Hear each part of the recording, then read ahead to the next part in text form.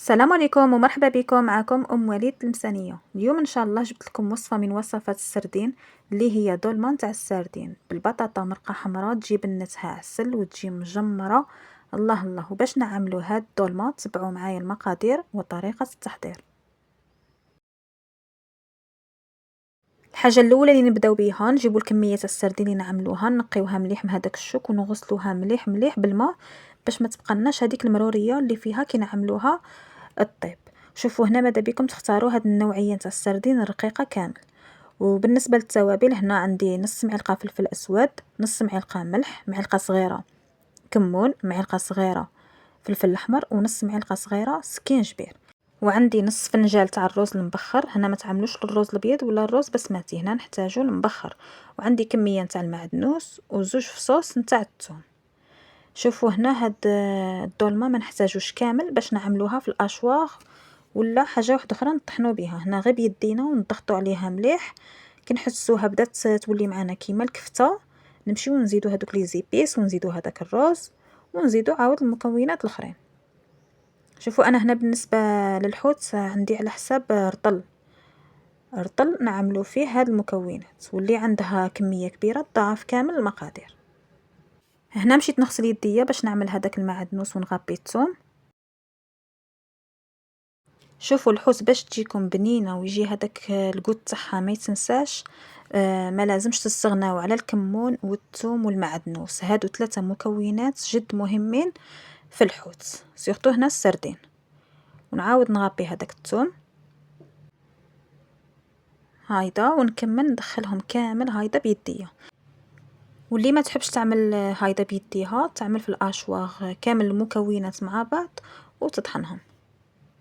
ونمشي نجيب طبسين نعملهم هايدا دوائر. شوفوا هنا كل وحده والحجم اللي تحب تعملوه. هنا ما نزيدوا لها لا بيض لا شابلور لا حتى حاجه. هنا تبعوا غير المقادير اللي عطيتهم لكم باش هذيك الكفته تجيكم قابطه راسها وما تنحلش معاكم كي طيب. هنا عطيت لكم كميه نتاع الرز على حساب رطل نتاع الحوت هايدا. ونكمل كامل هذيك الكفته هايدا ونخليها على جهه، نغطيوها بساشي وخليوها على جهه بلا ما نمشيو نوجدوا البطاطا مرقه تاعنا. ونجيبوا لا كوكوط نمشيو نعملوا فيها هايدا نص فنجال تاع الزيت. هنا الدولمه تاني باش تجيكم شابه وتجي بنينه تحتاج كميه مليحه تاع الزيت. ونزيد 3 فصوص تاع الثوم نقطعهم بهذا الشكل، واللي تحب تغطيهم ما كان حتى مشكل. هايدا كل وحده والاختيار تاعها. نخليهم هايدا شويه يتقلاو غير يطلقوا لنا الريحه تاعهم، ونمشي نزيد عليهم الطوماطيش اللي كنت غابيت حبه متوسطه، ماشي كبيره بزاف وماشي صغيره بزاف. هاودي ونخليها حتى هي تتقلى مليح مع هذاك الثوم. هايدا هنا نقصوا للغاز ونخليوها في خاطره. هنا دائما نعملوا الغاز على نار قليله. ونزيدوا معلقه صغيره نتاع طماطم مصبره. ونمشيو دروا نزيدوا التوابل. هنا عندي نص معلقه نتاع الملح، ونص معلقه فلفل اسود، ونص معلقه سكينجبير، ونص معلقه كركم، وعلى راس المغرف زعفران.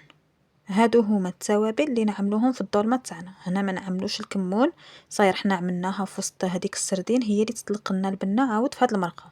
هنا لو كان نزيدوا الكمون هذيك المرقه تجينا شويه فيها بنت المروريه. واللي تحب تعملو كاضافه تعملو حتى التالي كطيب معها هذيك المرقه. انا هنا اكتفيت غير بهذيك اللي عملتها في هذيك الدولمه، سما ما نزيدش كامل الكمون.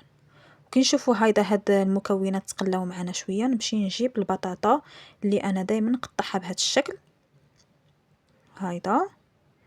كي نشوفوا كي نعملوا البطاطا بهذا الشكل طيب معانا تجي طريه وبنينه، وما تبقى هذيك المرقه تعاود توليو تسخنوها هذيك البطاطا تحسوها عاده طريه وما تتفتتش معاكم.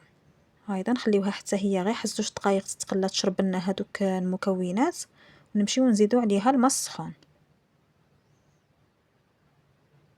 هذا نعملو هايدا الماء السخون. هنا ما تكتروش، نعملو غير على حسب الكميه اللي عندنا. شوفوا في هذه المرحله قويو على الغاز. كي تشوفوها بدات تغلي عاود نقصوا لها كامل وبلعوا عليها لا كوكوط وخليوها طيب 10 دقائق. هنا نطيبوها غير نص طياب باش نعاود نمشيو نزيدو عليها هذيك السردين اللي وجدناها. هاودي هنا أنا بعد ما غلات مشيت بلعت لا كوكوط وخليتها طيب غير 10 دقائق. نعاود نحل عليها ونمشيو نزيدو هذيك الكفتة تاعنا.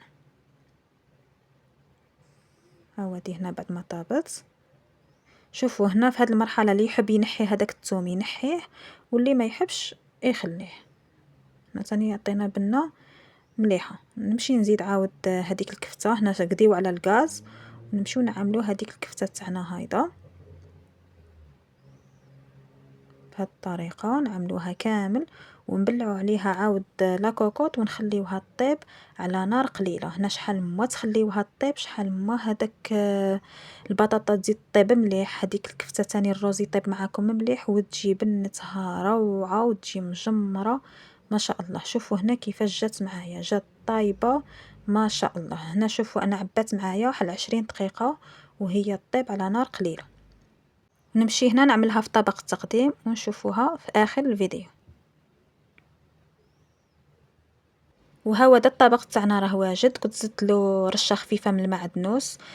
شوفوا لي هذيك الدولمه كيفاش جات ما شاء الله، وجات قابطه راسها، ما جاتش معمره بالروز وما جاتش تتفتت، جات ما شاء الله. والبنه ما نحكي لكم، جات بنتها عسل وما تنشبعش. ان شاء الله كامل تجربوها. شوفوا هنا راني حابه نقسم معاكم هذيك البطاطا باش تشوفوا القوام تاعها كيفاش جات طريه وفي نفس الوقت ما تتفتتش كامل معاكم. على بها نقول لكم دائما طيبوا على نار قليله. ونقسم تاني هنا معاكم هذيك الدولمه باش تشوفوا الشكل تاعها كيفاش جا، ما جاش معمر بالروز باش نستبنوا هنا هذاك السردين تاعنا. وهذه هي حبيباتي، ان شاء الله نكون فتكم في هذا الفيديو نتاع اليوم. وما تنساوليش جام وابوني، والى فيديو قادم ان شاء الله. سلام.